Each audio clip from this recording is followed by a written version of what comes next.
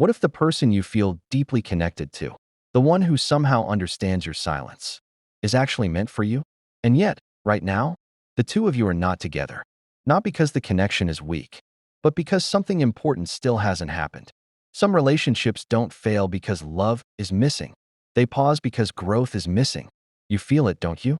That strange familiarity when you talk to this person. The way conversations flow without effort. The quiet comfort in their presence. It almost feels like your minds are speaking a language only the two of you understand.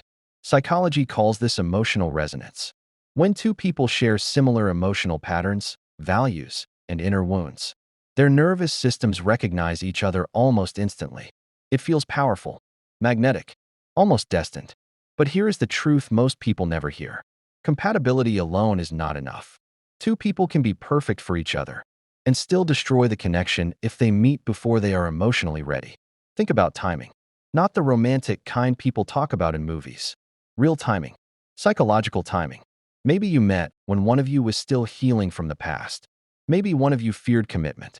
Maybe life demanded distance, responsibilities, or personal battles that had nothing to do with love. And so the connection stayed unfinished, suspended in time. Attachment theory explains something fascinating here. When two people share a deep bond but carry unresolved emotional patterns, their relationship often enters a push and pull cycle. One person moves closer, the other pulls away, not because they don't care, but because intimacy activates fears buried deep in the subconscious. Fear of losing independence, fear of abandonment, fear of repeating old pain. So the connection pauses. Not broken, just paused. In moments of silence, you might wonder if the universe made a mistake, if maybe the feeling was only in your imagination. But deep down, something inside you knows the connection was real. You can feel it in the way certain memories still hold emotional weight, in the way their name still creates a small shift in your chest, in the strange calm you feel when you think about them, even after distance. But here is the part that truly matters. Before two people who are meant for each other can come together, something inside them must change. Growth. Real growth. The kind that happens in silence.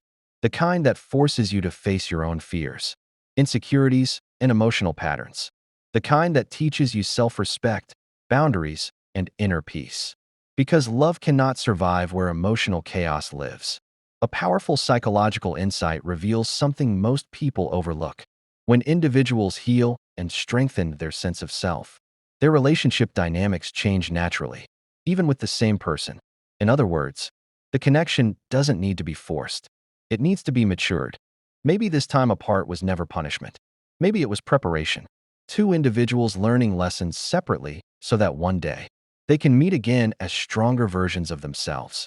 Or maybe the real purpose of this connection was to wake something up inside you, to show you the depth you are capable of feeling and the strength required to hold it.